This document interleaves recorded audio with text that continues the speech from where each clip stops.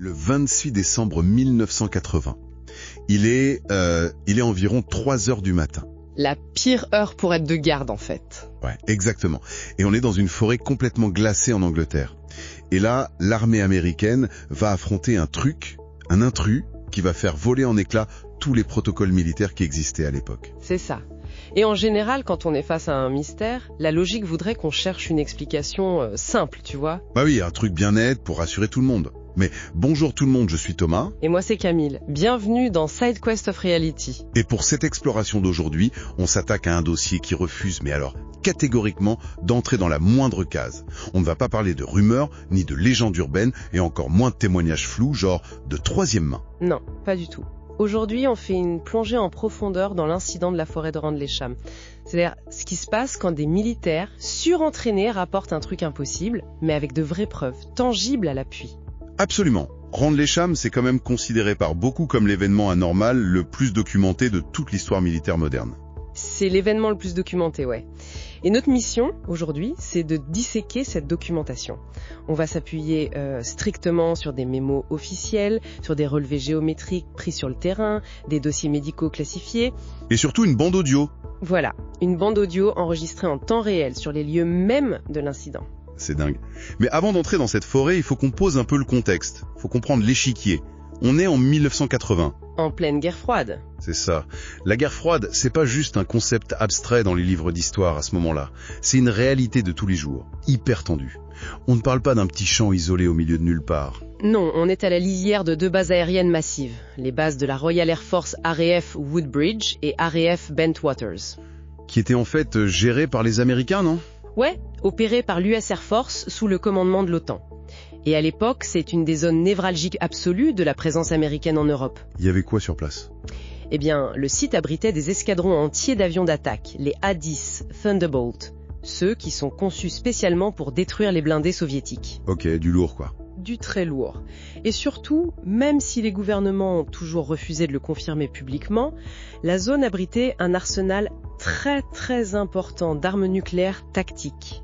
Ce qui explique pourquoi la sécurité là-bas, c'était d'un niveau complètement paranoïaque. Exactement. Donc ça veut dire que les hommes qui vont vivre cet événement, ce sont pas les promeneurs du dimanche qui s'effraient au moindre bruit. Pas du tout.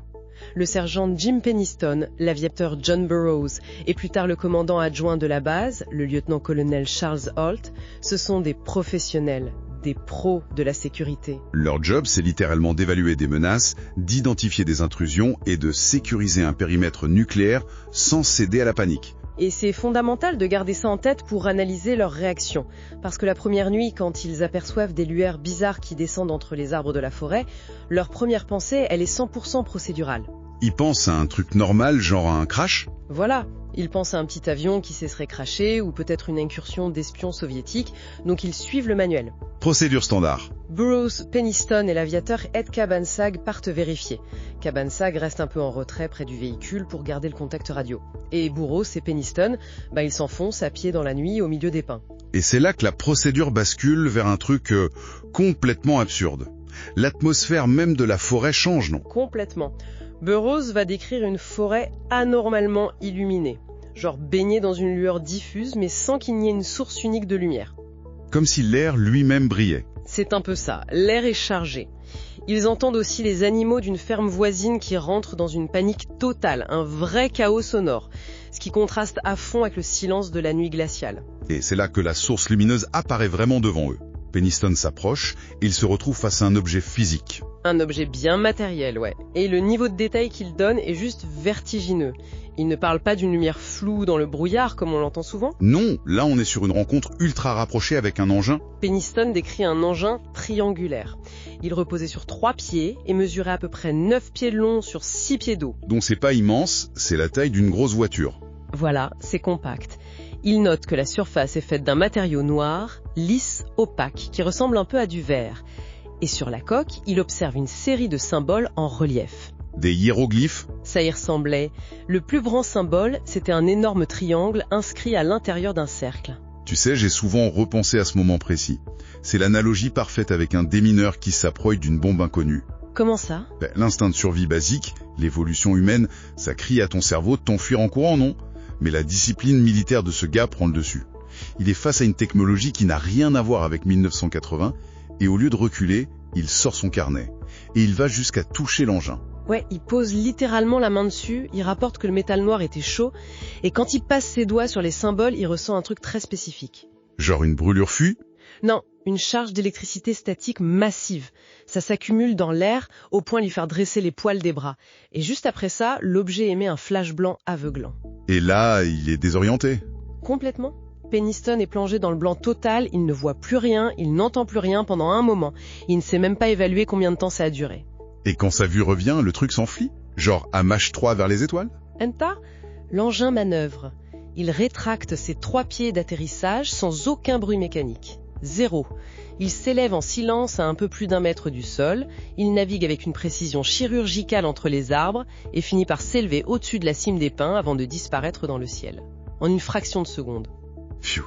Faut imaginer comment l'esprit d'un soldat compartimente ça. Mais en fait, ce qui fait vraiment basculer Rendlesham dans une autre catégorie, c'est pas juste ce témoignage de nuit. Non, c'est ce qui se passe au lever du soleil. C'est ça.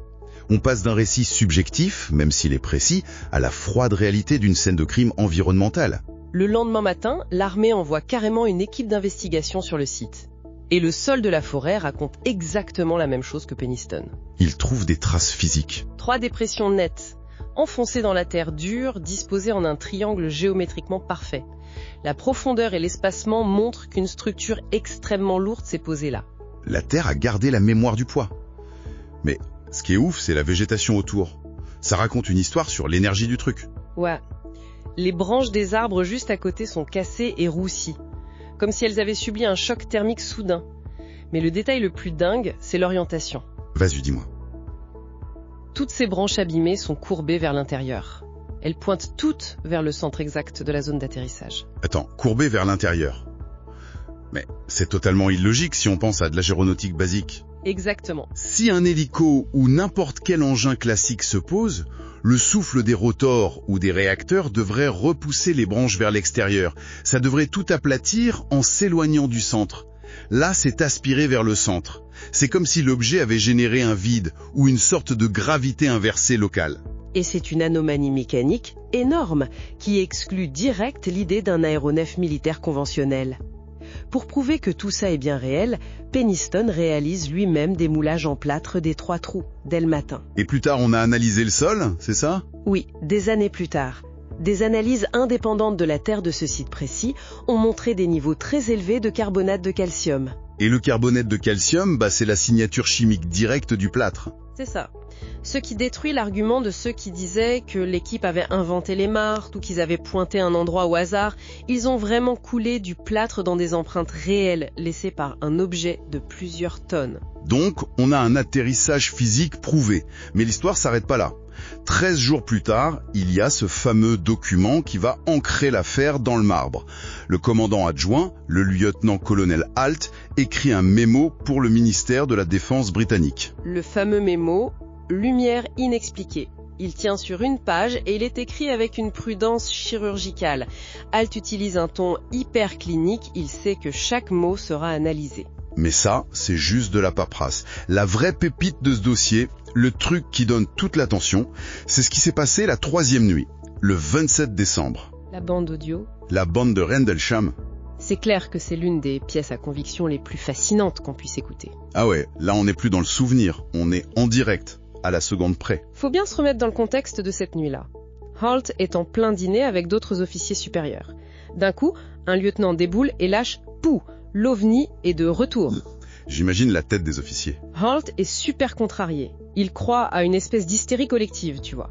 Donc il décide d'y aller lui-même pour régler ça une bonne fois pour toutes. Il prend une équipe et ils y vont vers minuit. Avec du matos en plus? Ouais, des compteurs Geiger pour analyser le site du premier soir et un petit enregistreur à cassette. Halt l'allume et l'éteint de temps en temps pour préserver les piles. Au final, ça donne 18 minutes de bande qui couvrent des heures de recherche. Quand on l'écoute, on n'entend pas des ados qui cherchent des fantômes. On entend des pros frigorifiés qui marchent dans la nuit et essaient d'appliquer une méthode scientifique à un truc qui n'a aucun sens. La première partie de la bande, c'est vraiment la méthode militaire pure. Ils arrivent sur les traces géométriques, ils allument le compteur Geiger, Et là, l'appareil s'affole. Carrément. HALT enregistre tout en dictant les chiffres. La radioactivité a des pics beaucoup plus élevés exactement au centre du triangle comparé à la périphérie. Juste pour qu'on soit clair pour ceux qui écoutent, un pic de radiation comme ça, en pleine forêt, c'est pas un truc naturel poussé par le vent. Non, c'est une irradiation de contact. L'objet posé là émet un rayonnement direct sur le sol. Sur la bande, HALT décrit aussi les arbres, les branches tordues et même de la sève de pin cristallisée. Cristallisé, comme si l'arbre avait subi un choc thermique éclair. Exactement. Et puis au bout d'un moment, la dynamique sur l'enregistrement change du tout au tout. Ils arrêtent de regarder le sol et elles regardent au loin. Et qu'est-ce qu'ils voient? Un officier alerte, HALT. À travers les arbres, à moins d'1 kilomètre, il voit une lumière rouge qui pulse. HALT ordonne direct d'éteindre les lampes torches. Et on l'entend prendre des mesures au compas hyper froidement. Et la lumière bouge? Elle glisse entre les arbres, elle s'arrête, puis elle repart avec une fluidité impossible, sans aucune inertie. Et ça dégénère parce que ça reste pas juste au sol. Non, d'un coup, 3 objets qui ressemblent à des étoiles apparaissent dans le ciel. HALT décrit des lumières rouges, vertes et bleues. Et attention, ça flotte pas au vent comme des ballons météorologiques. Ce sont des mouvements intelligents. Des mouvements angulaires très secs. Des trajectoires en gris qui violent toutes les lois de l'aérodynamique. Et le point culminant, c'est quand un de ces objets vient se placer au-dessus de la base militaire. Au-dessus de la zone des armes nucléaires. Ouais. Et il projette un faisceau lumineux intense, comme un laser solide, directement sur les bunkers nucléaires. J'ai écouté ce passage de la cassette. Ce qui est fou, c'est la voix de HALT. Le décalage est effrayant. Sa voix tremble pas d'1 millimètre. Il est face à un laser alien tiré sur des ogives nucléaires et il catalogue ça comme s'il faisait l'inventaire des fournitures de bureau, quoi. Et c'est ce sang-froid qui empêche les sceptiques de démonter l'événement facilement. Sauf que, face à ça, les témoignages multiples, les traces physiques, la radioactivité, la bande audio, les gouvernements devaient trouver une explication rassurante. Ah oui, c'est là que les explications officielles se crachent contre la réalité des faits. C'est exactement ça. La version officielle dit en gros que c'était un météore pour la première nuit. Pour les lumières dans la forêt, on nous parle du phare côtier d'Orford Ness. Et pour les objets dans le ciel, c'était des étoiles qui scintillaient. Ok, soyons justes. Prises une par une, dans l'absolu, ces explications peuvent être plausibles, non? Complètement. Une illusion d'optique avec un phare, ça existe. Le problème, c'est quand tu mets tout ensemble. C'est comme essayer d'expliquer un gros accident de voiture en disant « Ah, bon, le conducteur a eu une crise cardiaque, et en même temps les freins ont lâché, et un pneu a explosé, et un arbre est tombé sur la route, et tout ça à la milliseconde près. » C'est ça. Franchement, croire que des soldats d'élite ont confondu un phare, des étoiles et un météore avec un vaisseau qui irradie le sol et tire des lasers, ça demande plus de foi que d'accepter qu'il s'est passé un truc paranormal, quoi. Et puis une hallucination collective due à un phare, ça nous t'envoie pas sur une table d'opération. Ah, on y vient. C'est ça qui fait basculer l'histoire de la théorie du complot au dossier médical certifié par l'État. L'impact humain a été réel. Penniston a développé un lourd trouble de stress post-traumatique. Et pour John Burroughs, c'est encore plus concret. Il a souffert de graves défaillances cardiaques qui ont nécessité une chirurgie à cœur ouvert. Et l'armée a réagi comment, Gouman? Pendant des décennies, ils ont bloqué son accès à son propre dossier médical, sous couvert du secret défense. Il a fallu une énorme bataille juridique pour que finalement, en 2015, l'administration des anciens combattants, la VA américaine, lui accorde une invalidité totale. Attends, c'est énorme. Quelle était la justification officielle de la VA?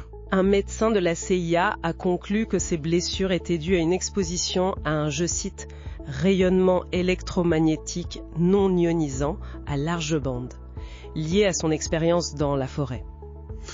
Non ionisant, ça veut dire quoi concrètement? Parce que radiation, moi je pense direct à Tchernobyl, la peau qui tombe, tout ça. On parle de quoi? De micro-ondes?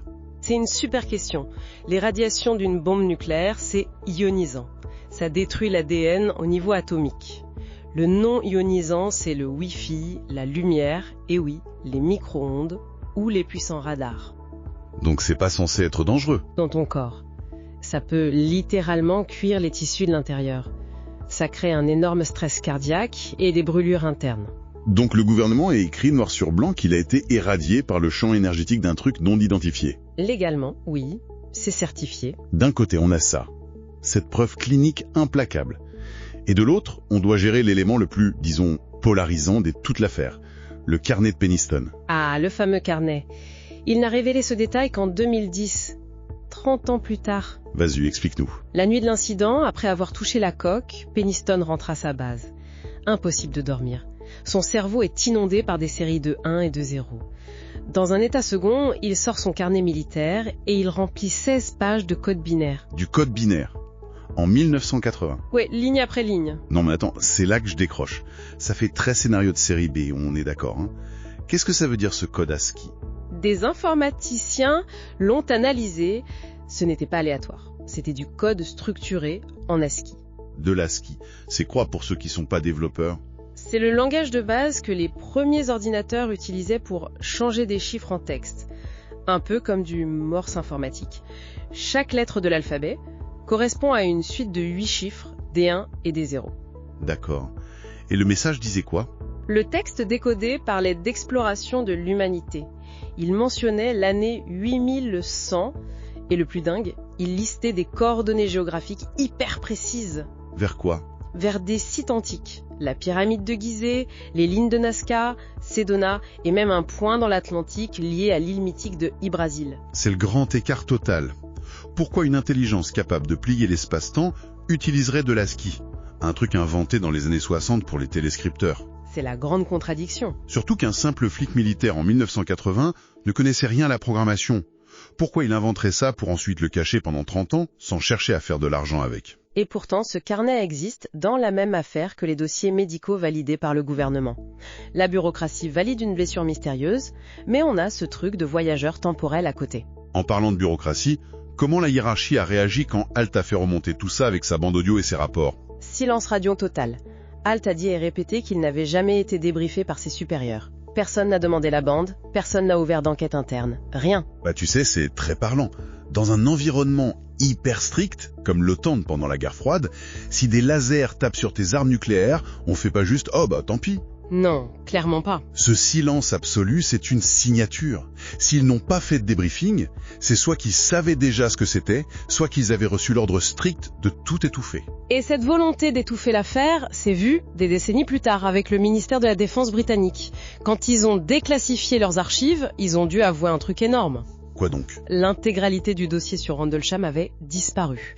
Les documents n'ont pas été censurés ou gardés secrets, ils ont été déclarés officiellement égarés. Égarés par l'une des bureaucraties les plus rigoureuses du monde. Exactement. C'est quand même fascinant. Si on résume, on a l'élite de l'armée de l'air qui aurait passé 3 nuits à courir après un phare et des étoiles, selon la version officielle. C'est ça. Mais alors, qu'est-ce qui reste si on enlève les théories foireuses du phare et des étoiles? Des faits bruts. 3 marques physiques moulées dans du plâtre. Une invalidité médicale totale reconnue par le gouvernement. Une bande audio glaçante en temps réel. Et un vide suspect dans les archives britanniques. 45 ans plus tard, rien n'est résolu. Non, les faits sont restés figés là-bas, dans l'obscurité de la forêt. Et c'est là-dessus qu'on peut s'arrêter et réfléchir un peu. Parce que si tout ça n'était vraiment qu'une erreur de la part de ces soldats, si c'était juste un phare qui clignotait, pourquoi le Pentagone a-t-il combattu un de ses propres hommes malades pendant des années pour cacher ses dossiers médicaux? Bonne question. À quel moment précis est-ce qu'un trou dans des archives gouvernementales arrête d'être une erreur administrative pour devenir la preuve éclatante qu'on nous cache un secret massif? On peut vraiment se le demander. C'est une question qui va continuer de résonner, clairement. C'était SideQuest of Reality. Restez curieux et n'oubliez pas que la réalité a toujours ses quêtes secondaires. À la prochaine!